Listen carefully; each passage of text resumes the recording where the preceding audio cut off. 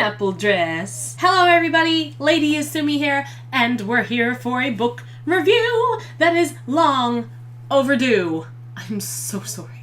So sorry. I had this video already recorded, ready to go with my thoughts and feelings, and I didn't like the video whatsoever because that day that I recorded it, I kind of forced myself to record because I was like, I need to get this video out. I shouldn't have done that. I totally shouldn't have done that. I know what I'm like, and the video, it was just, I don't know, it was a train wreck. To me, it was a train wreck. It was horrible. Here I am, back to properly review it. It's been, this was my February read? Yes. Yeah, I think this was my February read. So it's been a few months. We're reviewing Red Queen by Victoria Aveyard. I love her last name, Aveyard. It's very refined sounding. You guys may notice, this is the hardcover. When I first said I was going to read this book, I had the soft cover version. I decided to upgrade to the hardcover because I couldn't find the soft cover of the second one anywhere. And I'm sorry, that would have ruined my collection. Can't do it. Cannot do it. So I bought this and the second one in a box set, and I have the third one as well. This follows the story about Mare Barrow. She's a girl who has red blood, and the red-blooded people in this book are pretty much your mundane, everyday kind of people who are being used really as you know, laborers and stuff. So they're being used by the people who have silver blood, who feel they're more superior because they have special powers, different kinds of powers, and they feel like they're better than the Reds. The Reds are there to do their bidding. It pretty much follows the story where Mare finds out she is special. She has a power, and that has never been heard of. And so the King of the Silvers pretty much takes her in, not that she's excited, but takes her in and forces her to take on a new identity as a long-lost silver noble. And that's how they're passing it off, because they really don't want the red bloods, to find out that there are some among them who have power, or in this case, Mare. So they don't want them to know that she has power, because who knows what kind of uprising that will bring. They're already having some trouble with Reds who are retaliating and rebelling against the kingdom. That's where it is. She's in a spot. She's in a bit of a spot that she doesn't really want to be in. My overall thought on the book, okay, when I was first reading this book, the very beginning of it was captivating. It did get me. When I kind of got through maybe the first quarter of the book, it waned for me. I felt like it slowed down and the pace wasn't as good. It was easy for me to put the book down at that point and kind of walk away. So it did take me a little while to read the book. By the time I got to the last third of the book, I was right back in there and I was like, oh my god, this is so good. But it shouldn't take me till the last quarter of the book to feel that way.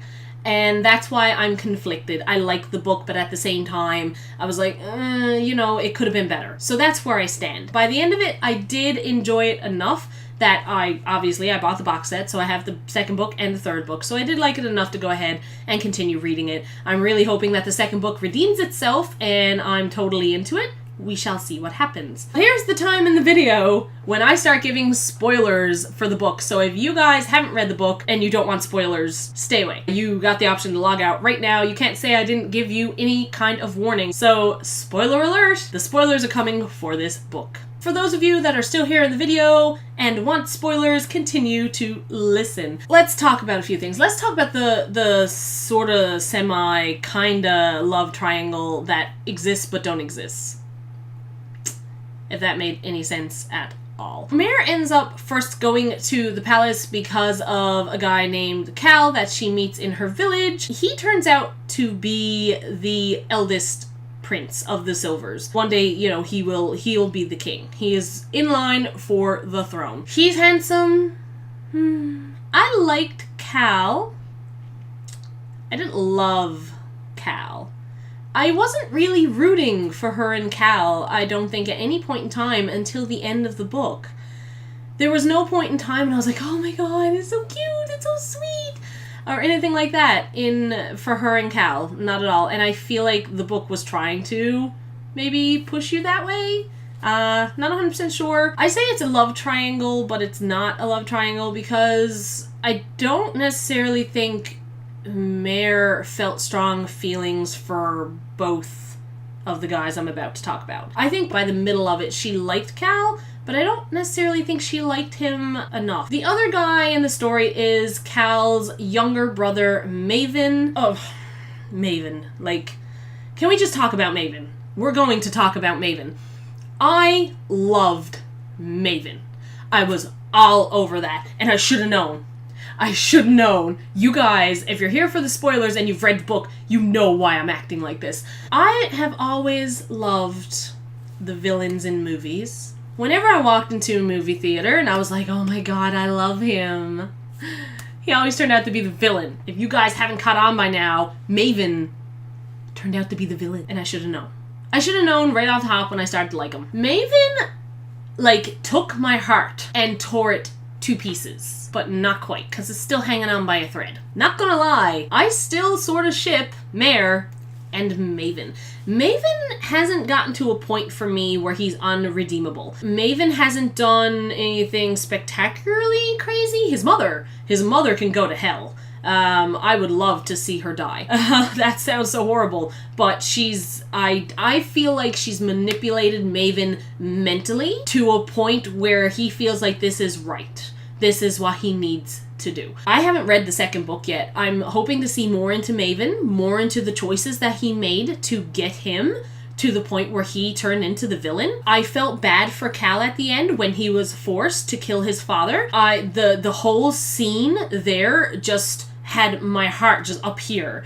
But that's when the book started to get good for me. That's when I couldn't stop turning the page. Those were my feelings on the two guys. Mare didn't really show any overall romantic interest in Maven. Maybe that's the way I interpreted it, but I didn't really find, like, I mean, yes, they kissed, and she kissed Cal as well, but she seemed to have a little bit more of an attachment with Cal than she did Maven, but at the same time, it really just didn't feel romantic. At the end, when it came to her and Cal, right before the whole big reveal and the big plot twist with Maven being the evil person and stuff, I felt like she was getting there. She was starting to attach to Cal and really starting to feel for him, and then everything went downhill from there. Don't really know where that leaves them, but I don't feel like it's a love triangle. I've heard some people call it a love triangle, and to me it didn't completely feel like a love triangle. We'll see what happens. Maybe it'll be a love triangle later on. Now, Mare has a friend, Kalorn, and it's possible that